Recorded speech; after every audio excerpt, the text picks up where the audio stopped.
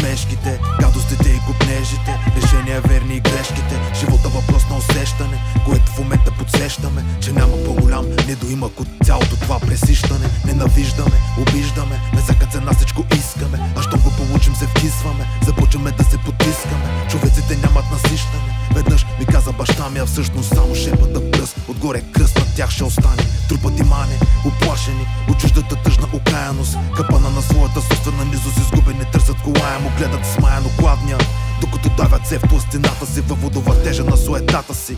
Не разпознават злината си, един подава ръка да взима, някой друг за милостиня. Не че шепотът е високо, а не че крясък е глас пустиня. Небосвода синя за някой достатъчен е, за други е нищо. Един доволен на това, което има, друг недоволен има излишно по-много от всичко.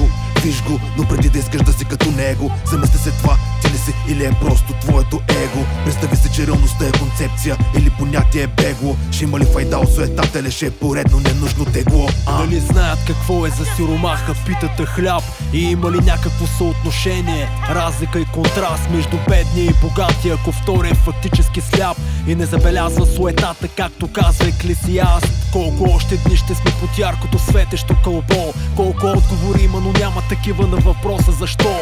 Колко още пъти ще повтаряме, че светът е жесток? Такъв си го направихме веднага, щом забравихме Бог. Всяка секунда бърза и напред стрелката спринтира. Финала на рунда свършва, като чашата с ледена бира пак ферментира.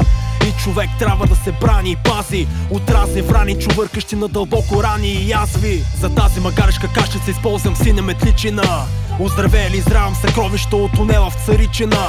Постоянно се караме с теб, но кой е виновника? Всяка сутрин да ме изгаря кървавия поглед на часовника. Съзнанието лагва от поредната хладна команда. Мрачни мисли се разтичат по челото като магма. Не всеки от нас има железни ногти, за да сколаса. Нужна е нагласа за сладък живот с вкус на меласа.